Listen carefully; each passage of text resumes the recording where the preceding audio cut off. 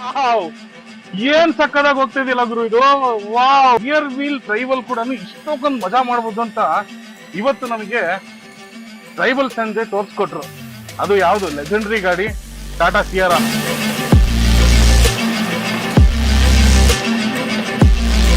ಸ್ವಲ್ಪನಾದ್ರೂ ನಮ್ಮ ಚಾನಲ್ ಅಲ್ಲಿ interesting factors ಬೇಕು ತಾನೆ. Stay tune.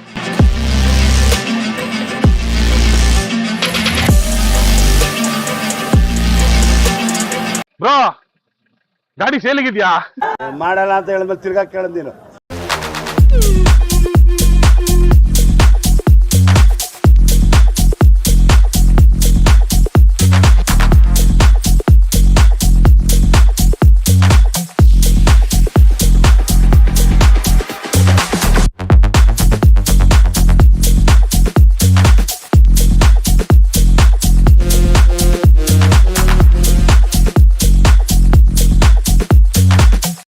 ನಮಸ್ಕಾರ ಸ್ನೇಹಿತರೆ, ಮತ್ತೊಮ್ಮೆ ಚಾನಲ್ಗೆ ಸ್ವಾಗತ, ಸುಸ್ವಾಗತ. ಎಕ್ಸೈಟ್ಮೆಂಟ್ ಲೆವೆಲ್ ಬರ್ತಾ ಬರ್ತಾ ನನ್ನ ವಿಡಿಯೋದಲ್ಲಿ ನಾನು ಎಕ್ಸೈಟ್ಮೆಂಟ್ ಸ್ವಲ್ಪ ಜಾಸ್ತಿನೇ ಆಗ್ತಿದೆ ಅಂತ ನನಗೆ ಗೊತ್ತು. ಯಾಕೆ ಹೇಳಿ, ಈ ಥರ ವಿಂಟೇಜ್ ಕಾರ್ಸ್ನ ತೊಗೊಂಬಂದಾಗ ಎಕ್ಸೈಟ್ಮೆಂಟ್ ಇಲ್ಲ ಅಂತಂದರೆ ಹೆಂಗೆ ಹೇಳಿ? ಸ್ವಲ್ಪನಾದ್ರೂ ಎಕ್ಸೈಟ್ಮೆಂಟ್ ಬೇಡವಾ? ಎಸ್, ಸೊ ನಾನಿದ್ದೀನಿ ಇವತ್ತು ಟಾಟಾ ಸಿಯಾರಾ 1999 ಮಾಡೆಲ್ನೊಂದಿಗೆ. ಸೊ ಇದು ಬಂದು one of the India's first SUV ಆಗಿರುತ್ತೆ ಹಾಗೂ ಫಸ್ಟ್ ಡೀಸೆಲ್ ಪ್ಯಾಸೆಂಜರ್ ವೆಹಿಕಲ್ ಆಗಿರುತ್ತೆ. ಇದೊಂದು complete made in India car. ಇದು ಜಮಾನ್ದಲ್ಲಿ 1991 ಲಾಂಚ್ ಆಗಿರುವಂತ ಗಾಡಿ ಇದಾಗಿರುತ್ತೆ ಟಾಟಾ ಸಿಯಾರಾ. ಇದು ಬಂದು ಸುಮಾರು ಈಗಿನ ಕಾಲದಲ್ಲಿ ಮಾಫಿಯಾದಲ್ಲೆಲ್ಲ ಯಾವ ತರ ಮೂವಿಯಲ್ಲೆಲ್ಲ ತೋರಿಸ್ತಾರಲ್ಲ ನಿಮಗೆ, ಮಾಫಿಯಾ ಹಾಗೂ ಈ ಗ್ಯಾಂಗ್ಸ್ಟರ್ಗಳೆಲ್ಲ ಓಡಾಡ್ತಾರಲ್ಲ ಸ್ಕಾರ್ಪಿಯೋದಲ್ಲಿ, ಆ ಥರ ಆಗಿನ ಕಾಲದಲ್ಲಿ ಸಿಯಾರಾ ಅದೇ ಸೇಮ್ ಹವಾನ ಮೇಂಟೈನ್ ಮಾಡಿತ್ತು. ಗಾಡಿ ಕೀ ನೋಡ್ಬೋದು ಯಾವ ಥರ ಇರುತ್ತೆ ಅಂತ. ಸಿಂಪಲ್ ಆಗಿರುವಂಥ ಕೀ ಇದನ್ನು ಹಿಂಗೆ ಹಾಕಿ ಹಿಂಗೆ ಮಾಡಿದ್ರೆ ಸ್ಟಾರ್ಟ್ ಆಗುತ್ತೆ ಅಷ್ಟೇ. ಗಾಡಿ ಮುಂದೆ ಕೂತ್ಕೊಂಡು ಓಡಿಸೋದ್ಕಿಂತ ಹಿಂದೆ ಕೂತಿರೋರಿಗೆ ಒಳ್ಳೆ ಮಜಾ ಇದೆ. ಯಾಕೆಂತಂದರೆ ಲೆಫ್ಟು ರೈಟು 360 ವ್ಯೂ ಸಿಗುತ್ತೆ. ಸೊ ಬನ್ನಿ ಮುಂದೆ ಕೂತ್ಕೊಂಡು ನೋಡೋಣ ಯಾವ ಥರ ಇದೆ ಗಾಡಿ ಅಂತ. ವಾವ್, ಸಾಲಿಡ್ ಆಗಿದೆ, ಕಂಫರ್ಟಬಲ್ ಆಗಿದೆ. ಸೊ ಮ್ಯಾಕ್ಸಿಮಮ್ ಸ್ಪೀಡು 160 ಅಂತ ತೋರಿಸ್ತಾ ಇದೆ. ಸೊ ಇದು ಟರ್ಬೋ ಇಂಜಿನ್ನು. ಪೆಡಲ್ಸ್ ಕೂಡ ನೋಡ್ಬೋದು, brake, clutch, acceleration. So leg space ನೋಡೋದಾದರೆ ತುಂಬಾ ಕಂಫರ್ಟಬಲಾಗಿ ಕೂತ್ಕೊಬೋದು. ಇಲ್ಲಿ ನೋಡಿ, ಅದೇ ಥರ ಈ ಥರ ಒಂದು ಅಡಚಣೆ ಏನು ಬರೋದಿಲ್ಲ. ಹಾಗೂ ಇಲ್ಲಿ ಒಂದು ಬಾಕ್ಸ್ ಬರುತ್ತೆ. ತುಂಬ ಹಳೇದಾಗಿರೋದ್ರಿಂದ ಇದೆಲ್ಲ ಇಂಟ್ಯಾಕ್ಟ್ ಕಂಡೀಷನಲ್ಲಿ ಇಲ್ಲ. ಇದು ಆ್ಯಕ್ಚುಲಿ ಇನ್ನೂ ಕಂಪ್ಲೀಟಾಗಿ ರೀಬಿಲ್ಡ್ ಕೂಡ ಆಗ್ತಾ ಇದೆ. ಸೊ ಸ್ಪೇಸ್ ನೋಡ್ಬೋದು ಎಷ್ಟು ಸಕ್ಕತ್ತಾಗಿದೆ ಸ್ಪೇಸ್ ಅಂತ. ಹಾಗೂ ಈ ಕಡೆ ನೋಡೋದಾದರೆ AC ವೆಂಟ್ಸ್ ಇದೆ. ವೆಂಟ್ಸ್ ಎಲ್ಲ ಇನ್ನೂ ಕಂಪ್ಲೀಟ್ ಒಳ್ಳೆ ಕಂಡೀಷನಲ್ಲಿ ಇಲ್ಲ. ಸೊ ಇದೆಲ್ಲ ಬಂದು ಇನ್ ಆ್ಯಂಡ್ ಔಟು, AC ಎಷ್ಟು ಕೂಲಿಂಗು, ಆ ಥರದ್ದೊಂದು ಫೀಚರ್ ಇದು. ಸೊ ಗೇರ್ಸ್ ಬಗ್ಗೆ ಮಾತಾಡೋದಾದರೆ ನೋಡ್ಬೋದು 1 2 3 4 5. ಸೊ ಸ್ಟ್ರೈಟ್ ನಾವು ಫಸ್ಟ್ ಗೇರಿಗೆ ಹಾಕ್ದಂಗೆ ಫಸ್ಟ್ ಗೇರಿಗೆ ಹಾಕಿದ್ರೆ ಅದು ಆ್ಯಕ್ಚುಲಿ ರಿವರ್ಸು. ಸೊ ಆಗಿನ ಕಾಲದಲ್ಲೇ ಈ ಥರ ಒಂದು ರಿವರ್ಸ್ ಆಪ್ಷನ್ ಇತ್ತು ನೋಡಿ. ಇವಾಗಿನದು ಹುಂಡೈಯಲ್ಲೆಲ್ಲ ಬರುತ್ತೆ, ಹುಂಡೈ ಅಂತಲ್ಲ ಮೆಜಾರಿಟಿ ಗಾಡಿಯಲ್ಲೆಲ್ಲ ಈ ಥರದ ಆಪ್ಷನ್ಸ್ ಬಂದಿದೆ ಇವಾಗ. ಏನಪ್ಪ ಅಂತಂದರೆ ಇಲ್ಲೊಂದು ನಾಪ್ ಕೊಟ್ಟಿರ್ತಾರೆ, ಅದನ್ನ ಹಿಂಗೆ ಎತ್ಬಿಟ್ಟು ಹಿಂಗೆ ಮತ್ತೆ ಫುಲ್ ಈ ಕಡೆಗೆ ಲೆಫ್ಟಿಗೆ ತಿರುಗಿಸಿ ಹಿಂಗೆ ಪುಷ್ ಮಾಡಿದ್ರೆ ಸೊ ರಿವರ್ಸಿಗೆ ಹೋಗುತ್ತೆ.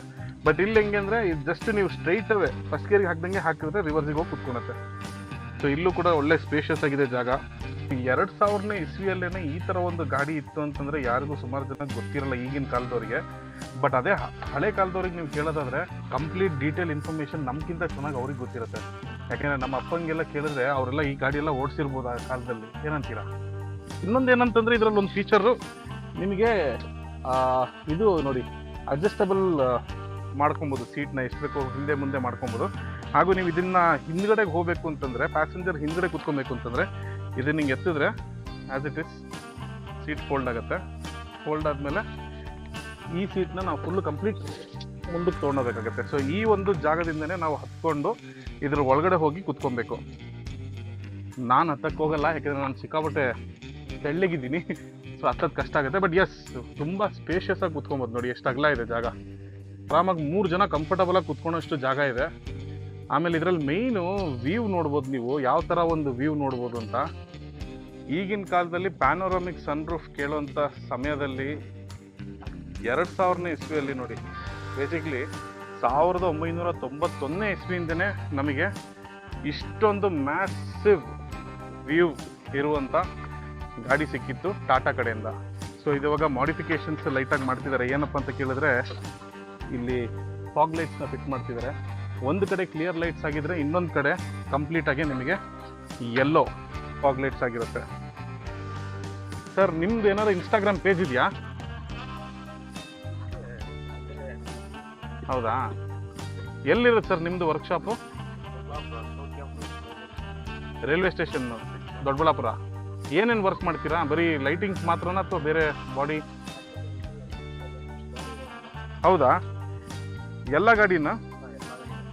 ಕಾರ್ಸ್ ಆ್ಯಂಡ್ ಬೈಕ್ಸ್ ಏನಿಲ್ಲ, ಬರೀ ಕಾರ್ಸ್ ಮಾತ್ರ ಅಷ್ಟೇ. ಓಕೆ. ಸೊ ಸ್ನೇಹಿತರೆ, ಇವ್ರದ್ದು ಡೀಟೇಲ್ಸ್ನ ನಾನು ಡಿಸ್ಕ್ರಿಪ್ಷನಲ್ಲಿ ಹಾಕಿರ್ತೀನಿ, ನೀವು ನೋಡ್ಬೋದು. ಓಕೆನಾ? ಸೊ ಇನ್ ಕೇಸ್ ನೀವು ಕೂಡ ದೊಡ್ಡಬಳ್ಳಾಪುರ ಸೈಡ್ ಇದ್ದರೆ ಇವ್ರ ಹತ್ರ ಹೋಗಿ, ವರ್ಕ್ ತುಂಬ ಸಖತ್ತಾಗಿ ಮಾಡಿದ್ದಾರೆ. ಇನ್ಫ್ಯಾಕ್ಟ್ ನೀವು ನೋಡ್ಬೋದು ಆ ಬಂಪರಿಗೆ ಯಾವ ಥರ ಕಟ್ ಮಾಡಿ ಲೈಟ್ಸ್ನ ಕೂರಿಸಿದ್ದಾರೆ ಅಂತ.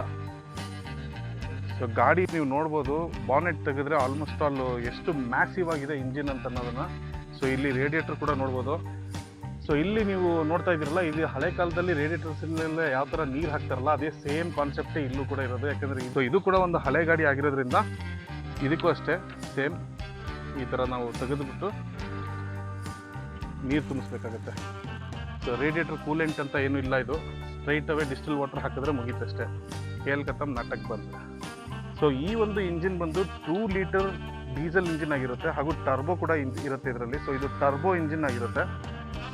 ಈ ಗಾಡಿ ಎಂಡ್ ಆಗಿದ್ದು ಬಂದು 2003ಕ್ಕೆ. 2003ಕ್ಕೆ ಇದನ್ನು ಡಿಸ್ಕಂಟಿನ್ಯೂ ಮಾಡಿದ್ಮೇಲೆ ಇದರ ನೆಕ್ಸ್ಟ್ ರಿಪ್ಲೇಸ್ಮೆಂಟ್ ಕೊಟ್ಟಿದ್ದೆ ಟಾಟಾ ಸಫಾರಿ. ಚಿಕ್ಕ ವಯಸ್ಸಿಂದ ನನಗೂ ಕೂಡ ಈ ಗಾಡಿ ರೋಡಲ್ಲಿ ಹೋಗ್ತಾ ಇದ್ದಾಗ ನೋಡಿದಾಗ ಅನಿಸ್ತಿತ್ತು ಇದರಲ್ಲಿ ಒಂದು ಸತಿನಾದರೂ ಜೀವನದಲ್ಲಿ ಕುತ್ಕೊಬೇಕು ಅಂತ. ಬಟ್ ಇವತ್ತೀಗ ಈ ಆಸೆ ಈಡೇರಿದೆ. ಇದ್ರ ವೈಬೇ ಏನೋ ಒಂಥರ ಡಿಫ್ರೆಂಟು, ಇದ್ರ ಲುಕ್ಕೇ ಏನೋ ಡಿಫ್ರೆಂಟು, ಇದ್ರ ಕದರೇ ಬೇರೆ. ಯಾಕೆಂದರೆ ಈ ಥರ ಗಾಡಿ ಆಗಿನ ಕಾಲದಲ್ಲಿ ಇಟ್ಟಿರೋದು ಒಂದು ಏನಂತಾರೆ, ಒಂದು ಗ್ಯಾಂಗ್ಸ್ಟರ್ ಅಂತಲೇ ಅನ್ಬೋದು. ಇದೊಂದು ಮಾಫಿಯಾ ಲುಕ್ ಇರುವಂಥ ಗಾಡಿ ಇದು. ಈಗಿನ ಕಾಲದಲ್ಲಿ ಸ್ಕಾರ್ಪಿಯೋ ಹೇಗಿದೆ, ಆಗಿನ ಕಾಲದಲ್ಲಿ ಸಿಯಾರಾ ಅಷ್ಟೇ ಹವಾ ಮಾಡಿತ್ತು. ಬಟ್ ಇವತ್ತಿಗೂ ಟಾಟಾ ಸಿಯಾರಾ ಓನ್ ಮಾಡಬೇಕು ಅಂತಂದರೆ ತುಂಬ ಕಷ್ಟ ಇದೆ. ನೀವು ಇವತ್ತಿಗೆ ಆಡಿ, BMW, ಬೆನ್ಝು ಯಾವುದು ಬೇಕಾದ್ರೂ ದುಡ್ಡು ಕೊಟ್ಬಿಟ್ಟು ಇಮಿಡಿಯೇಟಾಗಿ ತೊಗೊಬೋದು. ಬಟ್ ಈ ಗಾಡಿ ತೊಗೊಬೇಕು ಅಂತಂದರೆ ಫಸ್ಟ್ ಆಫ್ ಆಲ್ ನಿಮಗೆ ಈ ಗಾಡಿ ಓನರ್ ಗಾಡಿ ಕೊಡೋಕ್ಕೆ ರೆಡಿ ಇದ್ರೇ ಕಷ್ಟ ಅಲ್ವಾ? ಈ ಥರ ಗಾಡಿ ಸಿಗೋದು ತುಂಬ ಕಷ್ಟ. ತುಂಬ ಅಂದರೆ ತುಂಬಾ ಲಿಮಿಟೆಡ್ ಆಗಿದೆ ಗಾಡಿಗಳು ಈ ಥರದ್ದು. ಸುಮಾರು ಗಾಡಿಗಳು ಈ ಥರದನ್ನು ಸ್ಕ್ರ್ಯಾಪ್ ಮಾಡಿ ಆಲ್ರೆಡಿ ಬಿಸಾಕಿದ್ದಾರೆ, ಗುಜರಿಲಿ ಹಾಕಿದ್ದಾರೆ. ಬಟ್ ಇವತ್ತಿಗೂ ಈ ಗಾಡಿ ಜೀವಂತವಾಗಿದೆ.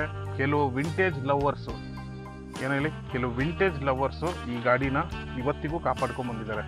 ನನಗೆ ಯಾಕೆ ಅಂತ ಗೊತ್ತಿಲ್ಲ, ನಾನೊಬ್ಬ ವಿಂಟೇಜ್ ಲವರು. ನನಗೆ ಸಿಕ್ಕಾಪಟ್ಟೆ ಗಾಡಿ ಕ್ರೇಜ್ ಇರೋದು ವಿಂಟೇಜ್ ಗಾಡಿಗಳ ಮೇಲೆ, ಈಗಿನ ಗಾಡಿ ಮೇಲೆ ಇಲ್ಲ ಅಂತಲ್ಲ. But yes, definitely vintage is always the best. Vintage ಗಾಡಿಗಳನ್ನ ಮೇಂಟೈನ್ ಮಾಡಬೇಕು ಅಂತಂದ್ರೇ 2 ಗುಂಡಿಗೆ ಬೇಕು, 1 ಗುಂಡಿಗೆ ಇದ್ದರೆ ಸಾಲದು. ಬನ್ನಿ ಮುಂದಕ್ಕೆ ಹೋಗೋಣ. ಸೊ ಸ್ನೇಹಿತರೆ, ಕಂಫರ್ಟ್ ಲೆವೆಲ್ ನೋಡಿದ್ರೆ ಫಸ್ಟ್ ಕ್ಲಾಸ್ ಆಗಿದೆ ನೋಡಿ.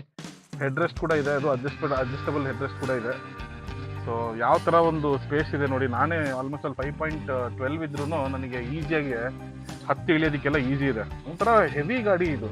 ಹಾಗೂ ಇಲ್ಲಿ RPM ಮೀಟ್ರ್ ಆಗಿನ ಜಮಾನದಲ್ಲೇ RPM ಮೀಟ್ರ್ ಕೊಟ್ಟಿದ್ರು ನೋಡಿ. ಮತ್ತು ಇದು ಇಂಡಿಕೇಟರ್ಸು ಲೆಫ್ಟು ರೈಟು, ಮತ್ತು ಇದು fog light on off, fog light, headlight. ಅದು ಬಿಟ್ಟರೆ ನೆಕ್ಸ್ಟು ವೈಪರ್ ಸ್ವಿಚ್ಗಳು ನೋಡ್ಬೋದು ಯಾವ ಥರ ಇದೆ ಅಂತ. ಸೊ ಇದಲ್ಲದಲ್ಲೇ ಇಲ್ಲೊಂದು ನಾಬ್ ಕೊಟ್ಟಿದ್ದಾರೆ ನೋಡಿ. ಈ ನಾಬ್ ಏನಂತಂದರೆ, ಇದು ನೀವು ನಿಮ್ಮ ಡ್ರೈವಿಂಗ್ ಸ್ಟೇರಿಂಗ್ನ ಅಡ್ಜಸ್ಟ್ ಮಾಡ್ಕೊಬೋದು, ಎಷ್ಟು ಬೇಕೋ ಅಷ್ಟು ಹೈಟು. ಆಗಿನ ಕಾಲದಲ್ಲಿ ಈ ಫೀಚರ್ ಇತ್ತು ನೋಡಿ. ತುಂಬ ಫೀಚರ್ಸ್ ಇದೆಯಾ ಅಂತ ಕೇಳಿದ್ರೆ ಇಲ್ಲ, ಬೇಸಿಕ್ ಎಷ್ಟು ರಿಕ್ವೈರ್ಮೆಂಟ್ ಇದೆ ಅಷ್ಟಿದೆ. ವೈಪರ್ಸ್ ಇದೆ, ಮಿರರ್ಸ್ ಇದೆ, ಮ್ಯಾನ್ಯಲ್ ಅಡ್ಜಸ್ಟ್ಮೆಂಟ್ ಇರುತ್ತೆ ಮಿರರ್ಸು. ವಿಂಡೋಸ್ ಕೂಡ ಆಗಿನ ಕಾಲದಲ್ಲೇ ಪವರ್ ವಿಂಡೋಸ್ ಕೊಟ್ಟಿದ್ರು. ಲೆಕ್ಕ ಹಾಕಿ 1991 ಪವರ್ ವಿಂಡೋಸ್ ಇತ್ತು. ಇದೊಂದು ರೂಫ್ ಕೂಡ ಓಪನ್ ಇದ್ಬಿಟ್ಟಿದ್ದಿದ್ರೆ ಫುಲ್ಲು ಕಂಪ್ಲೀಟ್ ಟ್ರಾನ್ಸ್ಪರೆಂಟ್ ಆಗಿರೋದು. ಸೊ ಸ್ಟೇರಿಂಗ್ ನೀವು ನೋಡ್ಬೋದು, ಸ್ಟೇರಿಂಗ್ ಯಾವ ಥರ ಇದೆ ಅಂತ. ಆಮೇಲೆ ಇಲ್ಲಿ ಫ್ಯೂಯಲ್ ಗೇಜ್ ಇದೆ. ಫ್ಯೂಯಲ್ ಗೇಜ್ ಬಿಟ್ಟರೆ ನೆಕ್ಸ್ಟ್ ಈ ಕಡೆಗೆ ಇಂಜಿನ್ ಹೀಟ್ ಸೆನ್ಸರ್ ಇದೆ. ಸೊ ಹೆಡ್ಲೈಟ್ಸ್ ಎಲ್ಲ ನೋಡ್ಬೋದು ನೀವು ಎಷ್ಟು ಮ್ಯಾಸಿವ್ ಆಗಿದೆ ಅಂತ. ಹಾಗೂ ಟಾಟಾ ಲೋಗೋ ಕೂಡ ನೋಡ್ಬೋದು. ಗ್ರಿಲ್ ಕೂಡ ನೋಡಿ ಎಷ್ಟು ಮ್ಯಾಸಿವ್ ಆಗಿದೆ. ಬಾನೆಟ್ ಕೂಡ ಅಷ್ಟೇ ದೊಡ್ಡದಾಗೇ ಇದೆ. ಈ ಗಾಡಿ ಕಂಪ್ಲೀಟಾಗಿ ಅಸೆಂಬಲ್ ಆಗಿರೋದು ಪುಣೆ ಮ್ಯಾನುಫ್ಯಾಕ್ಚರಿಂಗ್ ಯೂನಿಟಲ್ಲಿ. ಹಾಗೂ ಈ ಗಾಡಿ ಎಲೆಕ್ಟ್ರಿಕ್ ವರ್ಷನ್ನ 2020ಯಲ್ಲಿ ಡಿಸ್ಪ್ಲೇ ಮಾಡಿದರು. ಬಟ್ 2025ನೇ ಇಸ್ವಿ 2025ಗೆ ಆಲ್ರೆಡಿ ಲಾಂಚ್ ಕೂಡ ಆಗಿದೆ, ನೀವೆಲ್ಲ ನೋಡಿರ್ಬೋದು. ಹಾಗೂ 1991ನಲ್ಲಿ ಬಂದಿರುವಂಥ one of the expensive car ಅಂತಂದರೆ ಇದೇ ಆಗಿರುತ್ತೆ. ಫಸ್ಟ್ ಕಾರ್ ಇಂಡಿಯಾಗೆ ಬಂದಿರುವಂಥ ಪ್ಯಾಸೆಂಜರ್ ಡೀಸೆಲ್ ವೆಹಿಕಲ್ ಅಂದರೆ ಟಾಟಾ ಸಿಯರಾ. ಇದು ಆ್ಯಕ್ಚುಲಿ ಇಂಡಿಯಾದ first made in India SUV ಆಗಿರುತ್ತೆ.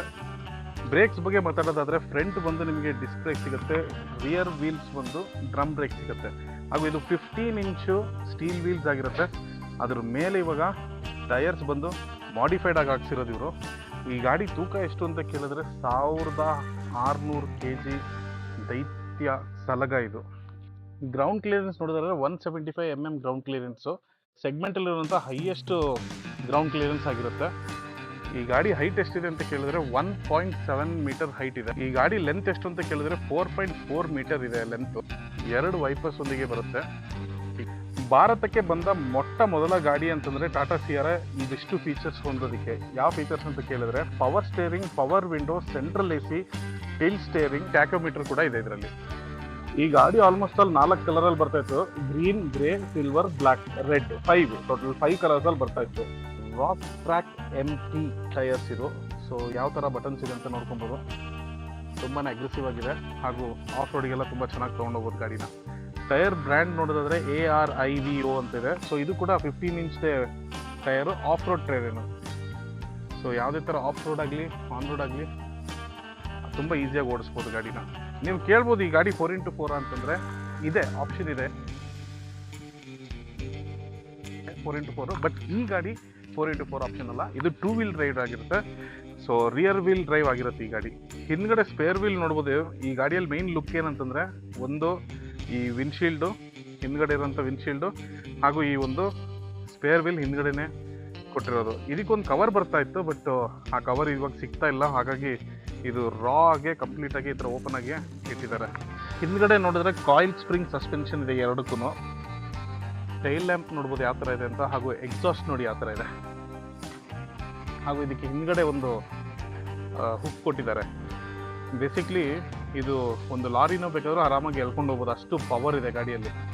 ಸೊ ಅದಕ್ಕೆ ಎಷ್ಟು ಮ್ಯಾಸಿವ್ ಹುಕ್ ಕೊಟ್ಟಿರೋದು. ಸೊ ಹಿಂದ್ಗಡೆ ಡೋರ್ ಓಪನ್ ಮಾಡೋದಕ್ಕೆ ಇಲ್ಲೊಂದು ನಾಪ್ ಕೊಟ್ಟಿದ್ದಾರೆ. ಸೊ ಓಪನ್ ಮಾಡಿ ನೋಡಿದ್ರೆ ನೋಡಿ, ಇದು ಇಲ್ಲಿಗೆ ಎಂಡ್ ಆಗಲ್ಲ. ಇದು ನೋಡಿ ಇಷ್ಟು ತನಕ ಓಪನ್ ಮಾಡ್ಬೋದು ನೀವು. ಲಿಟ್ರಲಿ ಫುಲ್ ಡೋರ್ ಓಪನ್ ಥರ ಇರುತ್ತೆ. ಸೊ ಹಾಗೂ 300 ಲೀಟರ್ ಬೂಟ್ ಸ್ಪೇಸ್ ಇರುವಂಥ ಒಂದು ಕಾರ್ ಇದು. ಸೊ ಇಲ್ಲಿ ನೋಡಿ, ಇಲ್ಲೆಲ್ಲ ಹ್ಯಾಂಡಲ್ ಬಾರ್ಸ್ ಬರುತ್ತೆ, ಬಟ್ ಇವರು ಮಾಡಿಫೈ ಮಾಡಿ ಇದನ್ನು ನೀಟಾಗಿ ಕ್ಲೋಸ್ ಮಾಡಿ ಇಟ್ಟಿದ್ದಾರೆ ಅಷ್ಟೇ. ಸೊ ಇವಾಗ ನಮ್ಮ ಅಕ್ಷಯ್ ಬರ್ತಾ ಇದ್ದಾನೆ. ಓಪನ್ ಮಾಡಪ್ಪ ಡೋರು. ಹಿಂದ್ಗಡೆಗೆ ಹೋಗಿ ನೋಡೋಣ ಹೆಂಗೆ ಹೋಗ್ತೀಯಾ. ಇವನು ಆಲ್ಮೋಸ್ಟ್ ಅಲ್ಲಿ 6 ಅಡಿ ಇದ್ದಾನೆ. ಇವನು ಇದನ್ನು ಫೋಲ್ಡ್ ಮಾಡ್ಬೇಕು ಕಣ. ಮಾಮೂಲಿ ನಾವು ಫೋಲ್ಡ್ ಮಾಡಲ್ಲ. ಇದನ್ನ ಇವಾಗ ಸ್ವಲ್ಪ ಮುಂದಕ್ಕೆ ತಳ್ಳ ಅಷ್ಟೇ, ಫುಲ್ ಮುಂದಕ್ಕೆ. ಇದ್ರಲ್ಲಿ ಹೋಗ್ತೀಯಾ, ಆಗತ್ತಾ? ಓ ಮೈ ಗಾಡ್, ನೋಡಿ ಸ್ನೇಹಿತರೆ 6 ಅಡಿ ಇದ್ದಾನೆ. ಸೊ ಇದನ್ನ ಸೀಟ್ ಮತ್ತೆ ವಾಪಸ್ ತಗೋ. ಓಕೆ, ಇಷ್ಟೊಂದು ಸ್ಪೇಸ್ ಬೇಕಾ? ತಡಿಗುರು, ಪುಷ್ ಮಾಡು, ಇನ್ನು ಸ್ವಲ್ಪ ಪುಷ್ ಮಾಡು. ಸಾಕು. ಸೊ ಇದು ಒಂದು ಆವ್ರೇಜ್ ನನ್ನಷ್ಟು ದಪ್ಪ ಇದ್ರು ಇಲ್ಲಿ ಆರಾಮಾಗಿ ಕುತ್ಕೊಬೋದು. ಓಕೆನಾ? ಅವ್ರು ಬಿಟ್ರೆ ಇವ್ನು ನೋಡಿ ಆಗ್ಲೇ ಮಲ್ಕೊಂಡಿಯನ್ ಆರಾಮಾಗಿ. ಕರೆಕ್ಟಾಗಿ ಕುತ್ಕೊಂಡು ನೀನು ನೋಡೋಣ ಸೀಟ್ ಮೇಲೆ ಅಲ್ವಾ? ಟಚ್ ಆಗತ್ತಾ ಅಂದ್ರೆ ಫುಲ್ ಅದು ಹೊತ್ತು ಮೇಲ್ಗಡೆಗೆ? ಓಕೆ. ಸೊ ರಿಲ್ಯಾಕ್ಸ್ ಆಗಿ ಕುತ್ಕೊಬೋದು. ಸ್ವಲ್ಪ ರಿಲ್ಯಾಕ್ಸ್ ಆಗಿ ಕುತ್ಕೊಂಡದೇನು ಮಲ್ಕೊಂಡೇ ಬಿಡಿ ನಾನು ಆಕ್ಚುಲಿ.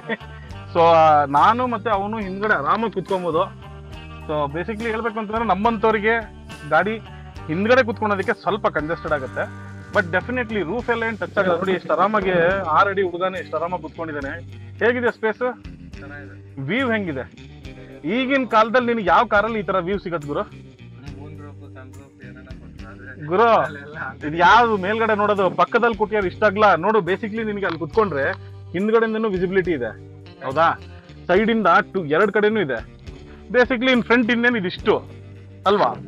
ಎಲ್ಲ ಕಡೆ ಫುಲ್ 360 ಡಿಗ್ರಿ ವ್ಯೂ ಗುರು. ಕ್ಯಾಮ್ರಾ ಹಾಕೊಂಡು 360 ಡಿಗ್ರಿ ವ್ಯೂ ನೋಡೋದು ಬೇರೆ, ಗಾಡಿಯಲ್ಲಿ ಕುತ್ಕೊಂಡು 360 ವ್ಯೂ ನೋಡ್ಕೊಂತ ಹೋಗೋದು ಬೇರೆ ಮಜಾ. ಸೊ ಆಗಿನ ಕಾಲದಲ್ಲಿ ಇದೊಂದು ಲಕ್ಸುರಿ ಗಾಡಿ ಆಗಿತ್ತು ಭಾರತದಲ್ಲಿ. ಇವತ್ತಿಗೆ ಸಿಯರಾ ಮತ್ತೆ ವಾಪಸ್ ಬಂದಿದೆ. ಬಟ್ ಏನೇ ಅಂದ್ರೂ ಈ ಗಾಡಿ ಲುಕ್ನ ಮ್ಯಾಚ್ ಮಾಡಕ್ ಆಗ್ಲಿಲ್ಲ. ಅದು ಮಾಡರ್ನ್ ವೇಗೆ ಎಷ್ಟು ಬೇಕಾಗಿತ್ತು ಅದೇ ಥರ ಲುಕ್ಸ್ ಕೊಟ್ಟಿದ್ದಾರೆ, ಇಲ್ಲ ಅಂತಲ್ಲ. ಅದು ಬಂದು ಎಲೆಕ್ಟ್ರಿಕ್ ಮತ್ತು ಹಾಗೂ ಪೆಟ್ರೋಲು ಡೀಸೆಲ್ ಇದೆ ಅಂತ ಹೇಳ್ತಿದ್ದಾರೆ. ಸೊ ನನಗೂ ಗೊತ್ತಿಲ್ಲ ಎಷ್ಟು ನಿಜ ಎಷ್ಟು ಸುಳ್ಳು ಅಂತ, ನೋಡಬೇಕಾಗತ್ತೆ ಯಾವ ಥರ ಇರುತ್ತೆ ಅಂತ. But one of the beautiful vehicle ನನ್ನ ಲೈಫಲ್ಲಿ, ನನ್ನ ಚಾನಲಲ್ಲಿ ಇದೆ ಫಸ್ಟ್ ಟೈಮ್ ಇಷ್ಟೊಂದು ಹಳೇ ಗಾಡಿ ರಿವ್ಯೂ ಮಾಡಿರೋದು. ಸೊ ಸ್ನೇಹಿತರೆ, ಫಸ್ಟ್ ಟೈಮ್ ಒಂದು ವಿಂಟೇಜ್ ವೆಹಿಕಲ್ನ ನಾನು, ವಿಂಟೇಜ್ ಅಂತ ಹೇಳೋಕ್ಕಾಗಲ್ಲ, ನಮ್ಮ ಪೊಲೀಸ್ ಅವ್ರು ಹೇಳಿದ್ದಾರೆ ಗೊತ್ತಲ್ಲ, any vehicles above 50 years is called as vintage vehicle.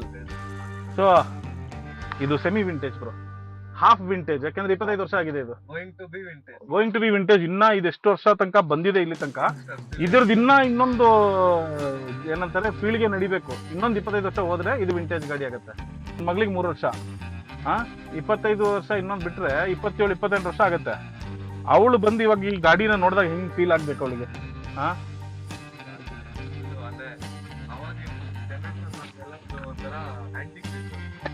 ಅಲ್ವಾ?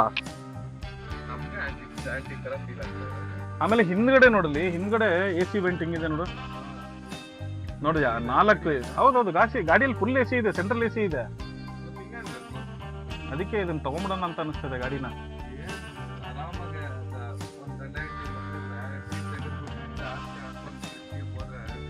ಅಲ್ವಾ? ಸೊ ಅಷ್ಟೇ ಸ್ನೇಹಿತರೆ, ಅಲ್ಲಿಗೆ ವ್ಲಾಗ್ನ ಮುಗಿಸ್ತಾ ಇದ್ದೀನಿ. ಇನ್ ಕೇಸ್ ಏನಾರ ಡೌಟ್ ಇತ್ತು ಅಂದ್ರೆ ಈ ಗಾಡಿ ವಿಚಾರ, ಈ ಗಾಡಿ ಬಗ್ಗೆ ಏನಾರ ಡೌಟ್ ಇತ್ತು ಅಂತಂದ್ರೆ ತಿಳಿಸಿ. ನನಗೆ ಎಷ್ಟು ಗೊತ್ತಾ ನಾನು ತಿಳಿಸ್ತೀನಿ. ನನಗೆ ಇನ್ ಕೇಸ್ ನನಗೂ ಗೊತ್ತಿಲ್ಲ ಅಂತಂದ್ರೆ ಇದ್ರ ಬಗ್ಗೆ ನಾನು ವಿಚಾರಿಸ್ಬಿಟ್ಟಾದ್ರೂ ನಾನು ನಿಮಗೆ ಹೇಳಕ್ ಇಷ್ಟಪಡ್ತೀನಿ. So that's all about Tata Sierra.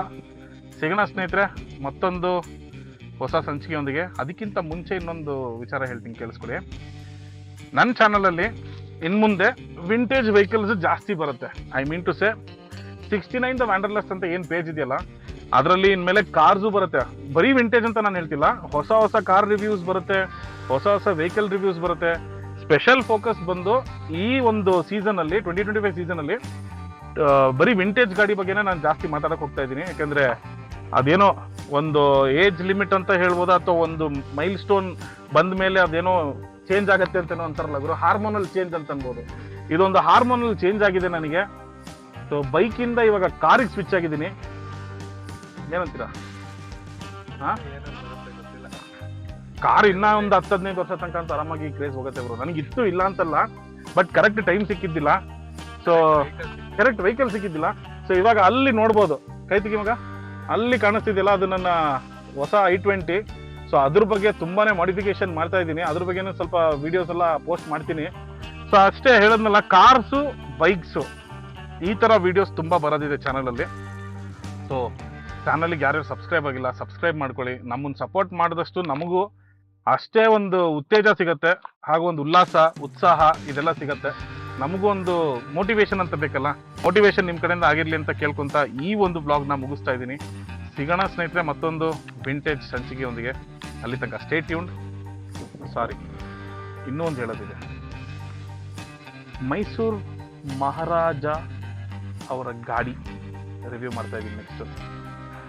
ಆ ಒಂದು ವೆಹಿಕಲ್ ಬಗ್ಗೆ ವಿಡಿಯೋ ಇವತ್ತುವರೆಗೂ ಯಾರಂದ್ರೆ ಯಾವುದೇ ಯೂಟ್ಯೂಬ್ ಚಾನಲಲ್ಲಿ ಬಂದಿಲ್ಲ.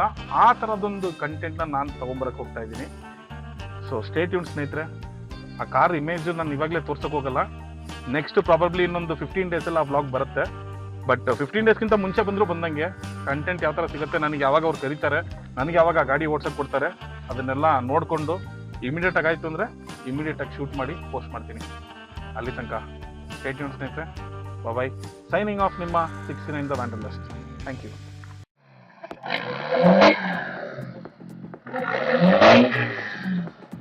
ಸ್ನೇಹಿತರೆ ನೆಕ್ಸ್ಟ್ ರಿವ್ಯೂ ಈ ಗಾಡಿ ಮಾಡಬೇಕು ಅಂದರೆ ಹೇಳಿ, DM ಮಾಡಿ. ನೆಕ್ಸ್ಟ್ ಈ ಗಾಡಿನ ರಿವ್ಯೂ ಮಾಡ್ತೀನಿ. ಯಾವ ಥರ ಇದೆ ನೋಡಿ.